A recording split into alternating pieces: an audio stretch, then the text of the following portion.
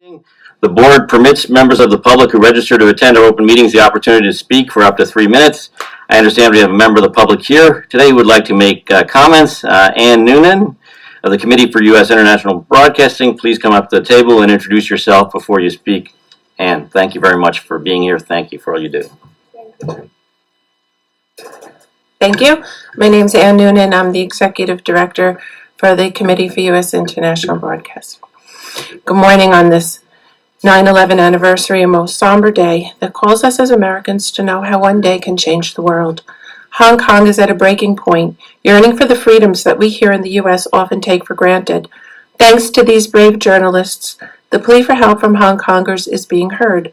We know about Hong Kong students who have initiated petitions and rallies against the proposed extradition law as they seek political reform to achieve universal suffrage.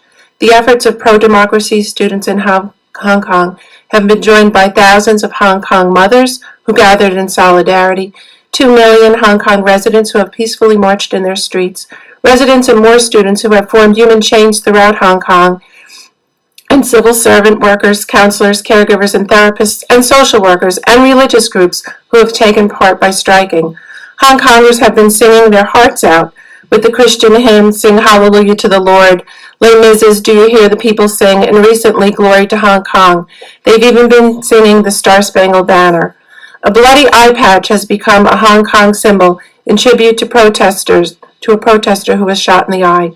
Reports of Hong Kong's brutal police force that has used rubber bullets, tear gas, and pepper spray, blue dye, and water cannons, and beating people, including the elderly and even defenseless children, has become too much to bear. Hong Kong needs our help. Their own residents are at our door asking.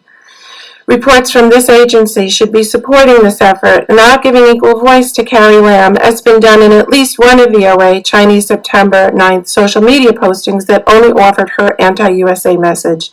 Nothing else in that posting even mentioned the voice of Hong Kongers or American legislators who initiated the Hong Kong Human Rights and Democracy Act. USAG's mission as soft power needs to be used properly. During the Tiananmen Square massacre, Chinese students could rely upon VOA to cover their message without giving equal time or any time to the oppressors. If Carrie Lam needs to be quoted, can't VOA say how this relates back to CCP's own propaganda to divert attention from the suppression of basic human rights in Hong Kong?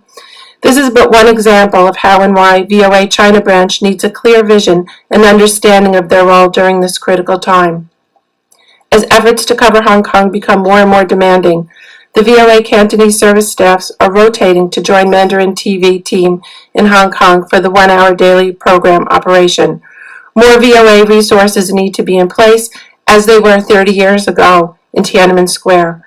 Finally, VOA Cantonese service still needs a bureau chief. Thank you.